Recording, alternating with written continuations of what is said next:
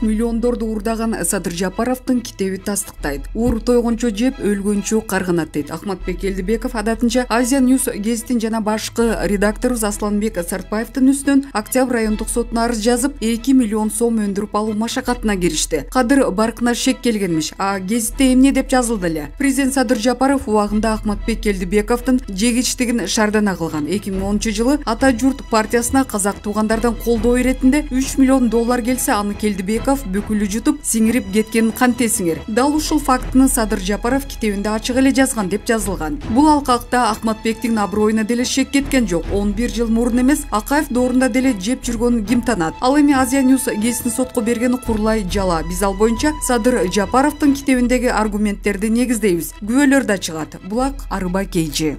Алмазбек Атамбаев мен түрмөдө болсо да намысым менен өлөм. Камактагы Алмазбек Атамбаев мен булардан эркиндикти суранбайм. Керек болсо түрмөдө намысым менен өлөм деп кесе айтыптыр. Албетте бийликтин жетим жүгүрүктөрүнө мыйзамдуу алкакта чыгууну самаган экс-президент соодалашуу менен эркиндикке жетүүнү каалабай коюптур. Көп сунуштар айтылат. Россияга кетип каласызбы дегенге да терс жооп кайтарып сөккөнүн уккандар камкуулашты. Демек Атамбаевди түрмөдөн эл көтөрүп чыгарырасызбы? Чын эле ошого баратабызбы? Бийликте көсөмдөр болбой көр коолор алдай баштаган ушулбу? Айтор Атамбаевди түрмөдө сындыра албай койгон көргөндөр таң калышууда. Булак Арыба Кейжи. Рыскелди Момбеков эмне үчүн биз мыйзамга чакырабыз дагы ыймандык качырабыз. Бишкек шаары менен Чүй облусунда жума намаздарга тыюу салынып, бирок базарларда, тойлордо адамдар бет кабы жок жүргөн депутат Рыскелди Момбеков жогорку кеңештин жыйынында айтты. Бишкек шаары менен Чүй облусунда жума намаздарга тыюу салып койду. Коронавирус коркунучу бар деп. Ошол эле кезде мен Унаа базарынын жанында жашайм. Ал жерде 10 000 адам Унаа базарына барат. 10 кишинин бет кабы жок. Баарыбыз тойлордо жүрбөйбүзбү? Тойлордо мен бет кап кийген кишини көргөн жокмун. Андай болсо тандоо болбош керек да. Эмне үчүн биз мыйзамга чакырабыз дагы ыймандык качырабыз? Чектөө киргизе турган болсок, бардыгына чектөө киргизели. Бир эле мечит менен мектепте эмес, деди Момбеков. Булак Назар Ньюс.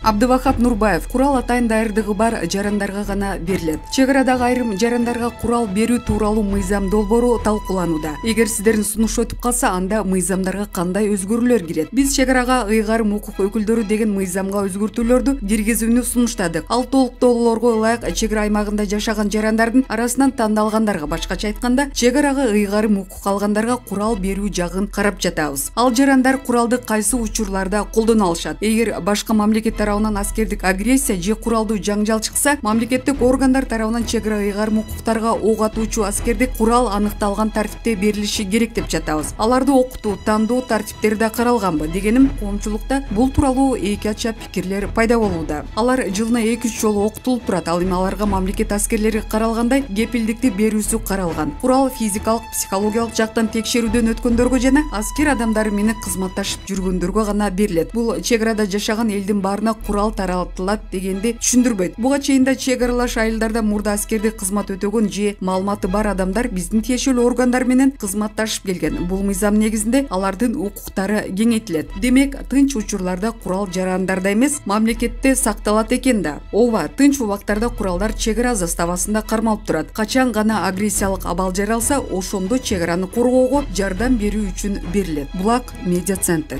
Чоң Алайда тажик аскерлери кыргыздарды жайлоого өткөрбөй малдарын атып жатат. Чоң Алайда тажик аскерлери кыргыздарды жайлоого өткөрбөй малдарын атып жатат. Бул тууралуу жогорку кеңештин депутаты Аккулу Бердиев бүгүн жыйында билдирди. Анын айтымында тажик аскерлери кыргыз жарандарын жайлоого өткөрбөй жатат. Мен буга чейин тажик аскерлери окопторду казып жатканын кабарлаган элем. Бирок жергиликтүү бийлик менин сөздөрүмдү четке какты. Азыр жергиликтүү тургундар жайытка чыгууга тыюу салынгандыгын, үйлөргө жана мал жандыктарга ок атышат деп жатышат. Текшеришибиз керек, деди эл өкүлү министрлер кабинетине кайрылып. Булак Кадам Медиа.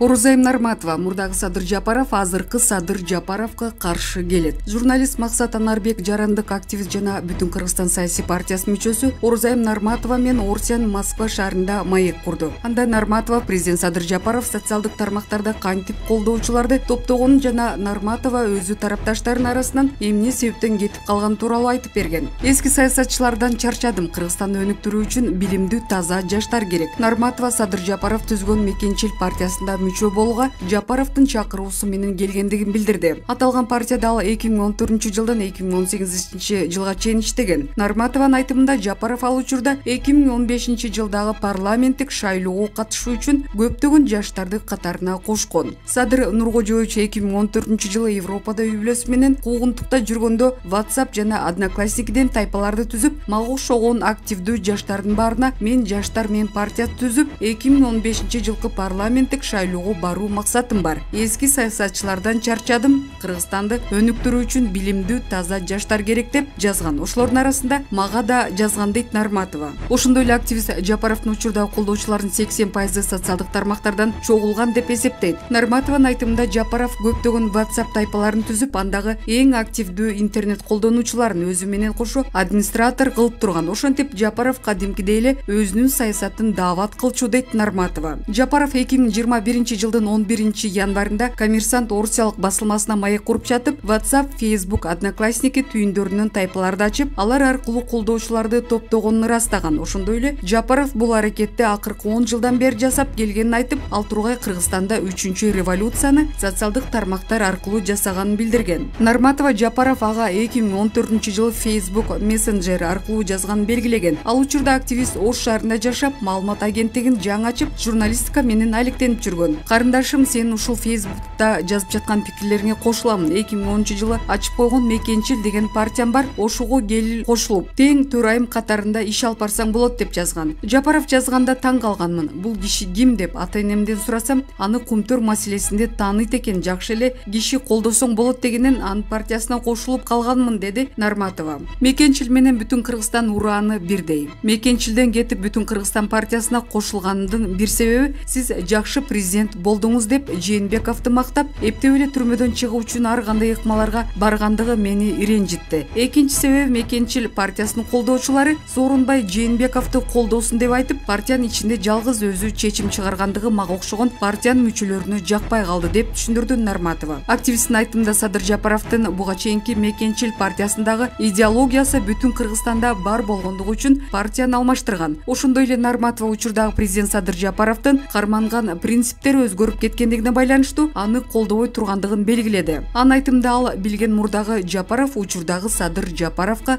каршы келет. Жапаров эгер чын эле өзү айткандай Кумтөрдү Кыргызстанга кайтарып, дүйнөлүк соттон утуп алып, $3,500 Кыргызстанга кайтарып, биздин экологиябызды тазалатып, Кытайдын карызын төлөп, жер иштам берди алтын кендерин Кыргыздын пайдасына иштетип койчу болсо, анда мен биринчилерден болуп кол чапмакмын. Мына Жапаровду ушул үчүн колдогонмун деп тилекке каршы өзүнүн позициясына өзү каршы туруп жатат, дейт ал. Өткөн жылдын 10-октябрында Садыр Жапаровдун талапкерлиги премьер-министрлик кызматка каралып жатканда Кумтөрдө алтын калган жок деп айткан болчу. Ал эми УКМКнын мурдагы башчысы Абдылсегизбаев Жапаровдун бул сөзүн сынга алып, кийинки 10 жылда Кумтөрдү кайтарып берүү тууралуу сөздөр жалган болгон. Документтер боюнча Кумтөрдө азыр 300 тоннадан 500 тоннага чейин алтын бар деп айткан. Ошондой эле алтын казуу боюнча адистер да муну ырасташкан. Өткөн жылы 4 жарандык активист Кумтөр кенин иштетүүдө Давыдов жана Лысый мөңгүлөрүнө кендин калдыктарын топтоону мыйзамсыз деп таанууну талап кылып сотко кайрылган. Андан соң Октябрь райондук соту 2021-жылдын 7-майында Кумтөр Gold Company ишканасынан мамлекеттик пайдасына 261,7 миллиард сом же $3 миллиард өндүрүп алууну чечкен. 17-майда УКМК Кумтөр компаниясынын кеңселеринде тинтүү жүргүзгөн. Жогорудагылардын баарынан улам Centera Gold Inc. Кыргызстандын өкмөтүнө каршы эл аралык арбитражга кайрылган. Президенттин адашууга акысы жок. Нарматова Садыр Жапаров лидер катары карапайым калкка туура эмес көрсөтмөлөрдү бергенге жана адашканга акысы жок деген пикирде. Анын айтымында Жапаров коронавирусту уу коргошу мен дарылайм жана казино адал деп айткандары аны колдоодон баш тартууга дагы бир себеп болду. Активист буга чейин Facebook баракчасына анын апасы рак илдетине кабылып, медицинадан даба таба албагандыктан элдик ыкмаларга кайрылгандыгын жазган болчу. Мындан сырткары ал апасын Жапаровдордун сунушу менен уу коргош менен дарылоого аракет кылгандыгын айтып, бул туура эместигин белгилеген. Апамдын уу коргоштун ичүүсүнө Жапаровдордун тиешеси бар. Жапаровдун бир тууган иниси үйүнө конокко чакырып, ошол жерден Нуркожо ажы Садыр Жапаровдун атасы уу коргошумду ичүүнүн жолдорун айткан. Апама 1,5 ай ичирдик, бирок Москвага келгенде абалы начарлап кетти. Ошондо врачтар туура эмес кылдыңар деди. Эгерде рак илдетин ушинтип айыктырчу болсо 30-40 жылдап илим жактагандар айыктырып койбойт беле дешти, дейт Нарматова. Бул эмне деген чабалдык, эмне деген түркөйлүк. Жарандык активист менен Максат Анарбек Баткен облусунун кыргыз-тажик чек арасындагы жаңжал тууралуу кеп кылышты. Анда Нарматова УКМКнын башчысы Камчыбек Ташиевдин чек арада жаңжал болоорун билгенбиз деген билдирүүсүн сынга алып, билип турсаң 36 өмүрдү сактап калуу мүмкүн беле деген суроо салды. Мисалы бизге окшогон оппозициянын артынан күндүр түндүр WhatsApp'тагы жазышууларын, телефондору менен кошо укканга алардын мүмкүнчүлүгү жетет да. Биздин 36 жарандарыбыздын өмүрүн алгандарды текшергүү алардын мүмкүнчүлүгү жетпейби?